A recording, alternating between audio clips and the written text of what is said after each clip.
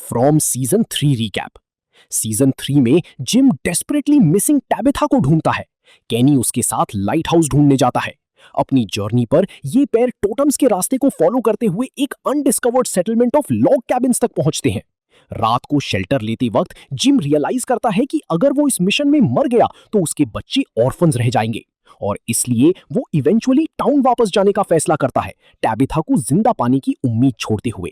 हालांकि music box monster defeat हो चुका है, टाउन अभी भी खाने की कमी से स्ट्रगल कर रहा है, डिस्कवर करते हुए कि उनकी आखिरी बची हुई क्रॉप्स रॉटन हो गई हैं। रात में क्रीचर्स टाउन के लाइव स्टॉक जानवरों को रिलीज कर देते हैं, जो उनका आखिरी फूड सोर्स था। जैसे ही बॉयड और उसके एलाइज एनिमल्स को वापस पिंस में लाने की कोशिश करते हैं, क्रीचर्स अटैक करते हैं, बॉयड को चेन कर देते हैं और उसे मजबूर करते हैं देखने के लिए जैसे वो उसके सामने टियान चेन को टॉर्चर करके मार देते हैं उसकी स्पिरिट तोड़ने के लिए। जिम और केनी अगली सुबह टाउन वापस आते हैं, ये रिवील करते हुए कि सेटलमेंट में फ्रेश क्रॉप्स उग रही हैं, लेकिन केनी अपनी मदर की मौत की खबर से हार्ट ब्रोकन रह जाता है। जैसे ही जिम जूली को कंफर्ट करने के लिए स्ट्रगल करता है, जो म्यूजिक बॉक्स मॉन्स्टर के एक्सपीरियंस से ट्रॉमेटाइज्ड है, उसे एक बच्चे की आवाज से फोन कॉल आता है जो उसके डिसीज्ड सन थॉमस होने का क्लेम करता है। जूली को एल्गिन में कंफर्ट मिलता है, जो एक हॉरिफाइंग किमोनो वुमन की हॉन्टिंग विजन से परेशान है। कहीं और टैबिथा इस रेवलेशन से रीलिंग है कि वो समहाउ टाउन से बाहर निकलकर कैम्पडन मेन के हॉस्पिटल पहुंच गई है, किसी ऐसे को ढूंढने के लिए जो उसकी स्टोरी को पागलपन ना समझे। टैबिथा विक्टर के फादर हेनरी को सीक आउट करती है, उसे टाउन के एग्जिस्टेंस और उसकी बेटी के वहां डेकेड से ट्रैप्ड होने का कन्विंस करती है। हेनरी रिवील करता है कि उसकी वाइफ मिरांडा टाउन में फंसने से पहले लाइट हाउस और टाउनशिप के विजन से परेशान थी। मिरांडा बिलीव करती थी कि ये उसकी डेस्टिनी है, लाइट हाउस ढूंढना और बच्चों को बचाना। और अब हेनरी बिलीव करता है कि टैबिथा को वही फुलफिल करने के लिए चुना गया है जो मिरांडा नहीं कर सकी। हेनरी फिर रिवील करता है कि मिरांडा ने बॉटल ट्रीज को आर्ट इंस्टॉलेशंस के तौर पर क्रिएट किया था, और पहला बॉटल ट्री वही है जहां उसे टाउन के ओरिजिनल विजन्स आए थे। जैसे ही हेनरी और टैबिथा आंसर्स ढूंढने के लिए बॉटल ट्री की तरफ रेस करते हैं, टैबिथा को हेनरी की कार में एक ब्रेसलेट मिलता है जो बिल्कुल वैसा ही है जैसा उसने जिम के लिए बनाया था। हेनरी समझाता है कि मिरांडा ने उसके डिसअपीयरेंस से पहले ही उसके लिए बनाया था, और ये कंफ्यूजन टैबिथा को एक इमोशनल स्पाइरल में भेज देता है, जिसका रिजल्ट एक कार एक्सीडेंट होता है। जैसे ही ईएमटीज और पुलिस ऑफिसर्स उन्हें हॉस्पिटल ले जाने के लिए पहुंचते हैं, एम्बुलेंस रोड पर गिरे हुए पेड़ फॉलन ट्री की वजह से डाइवर्ट हो जाती है।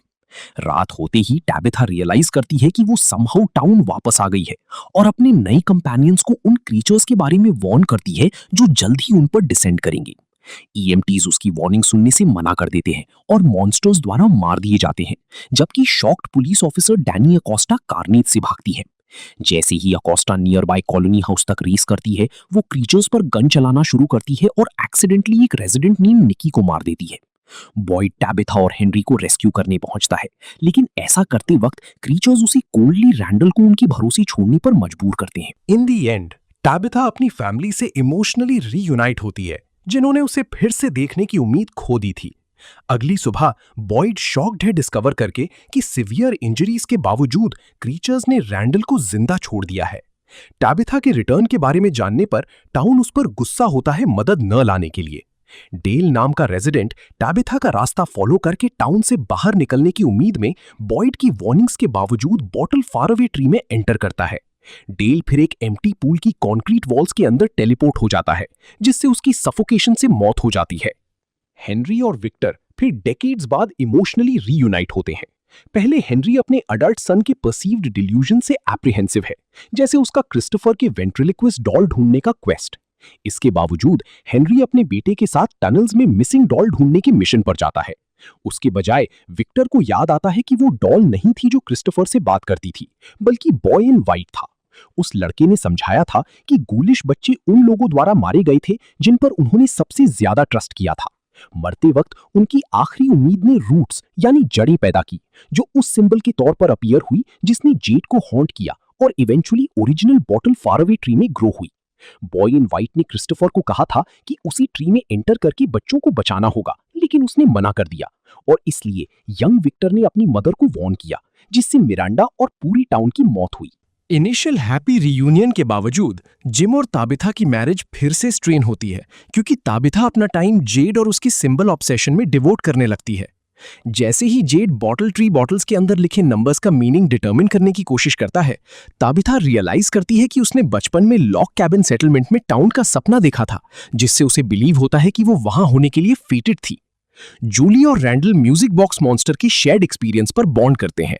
जैसे ही जूली उस टेरर को काम करने की कोशिश करती है जो उसके हर थॉट को ग्रिप करता है, वो डंजन वापस जाती है जहां उसे एक विजन दिखता है वहां होने का जब बॉयड कुआं में फंसा था और मार्टिन द्वारा शेरिफ को रस्सी फेंकने का इंस्ट्रक्शन मिलना एस्केप के लिए। जब जूली ईथन को ये विजन सुनाती है, वो थियराइज करता है कि उसके पास टाउन की स्टोरी के पास्ट चैप्टर्स में ट्रैवल करने की एबिलिटी है। हालांकि वॉर्न करता है कि हिस्ट्री बदलना इम्पॉसिबल है। कहीं और एलिस फातिमा की प्रेगनेंसी से कंसर्न्ड है क्योंकि वो खून की खांसी कर रही है, इरेटिक मूड स्विंग से सफर कर रही है और पूरी तरह से अपनी एपेटाइट खो चुकी है।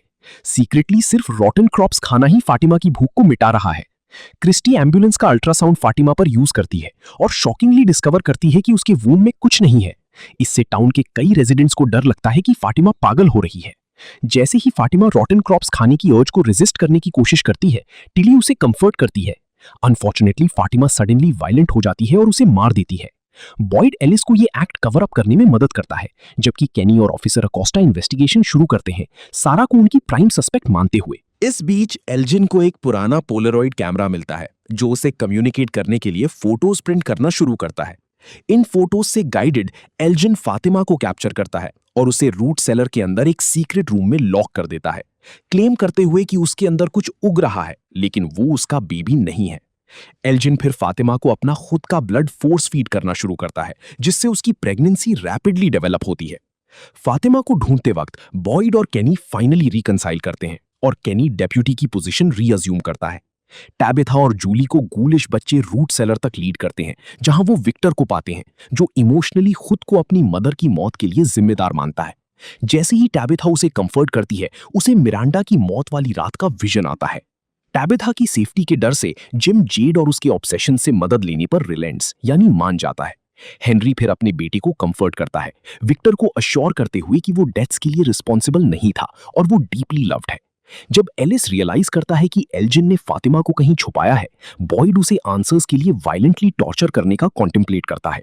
शेरिफ की मॉरल्स और स्पिरिट को टूटने से बचाने के लिए सारा सीक्रेटली एल्जिन को खुद टॉर्चर करती है, उसकी आंख निकाल देती है इससे पहले कि वो रूट सेलर के हिडन रूम की लोकेशन रिवील करे। रूट सेलर में किमोनो वुमन फातिमा को एक स्ट्रेंज एमनियोटिक सैक जन्म देने में मदद करती है, जिसे वो फिर फ्लोर के एक हैच के थ्रू ले जाती है। एलिस फातिमा को रेस्क्यू करता है, जो रिवील करती है कि उसे पता चला है कि क्रीचर्स ने इमॉर्टैलिटी पाने के लिए अपने बच्चे सैक्रिफाइस किए थे। इस बीच बॉयड किमोनो वुमन को हैच और अंडरग्राउंड टनल्स के थ्रू परस्यू करता है। वहां बॉयड शॉक में देखता है जैसे सैक खुलता है और वही स्माइली फेस्ड क्रीचर रीबर्थ होता है जिसे उसने पहले पैरासाइट से मारा था। जैसे ही सीजन क्लोज होता है, जिम, टैबिथा और जेड डिस्कवर करते हैं कि बॉटल ट्री बॉटल्स के अंदर के नंबर्स म्यूजिक नोट्स के करिस्पॉन्डिंग है, जिसे जेड फिर मिरांडा के वायलिन पर बजाता है। ये मेलोडी गूलिश बच्चों को अट्रैक्ट करती है, हालांकि जिम उन्हें देखने में असमर्थ है।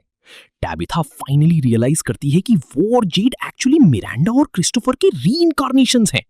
जैसे ही जिम इस रेवलेशन को प्रोसेस करने की कोशिश करता है, उसे जूली का एक फ्यूचर वर्जन कन्फ्रंट करता है, जो उसे भागने के लिए वार्न करती है अपनी फीट को बदलने की उम्मीद में।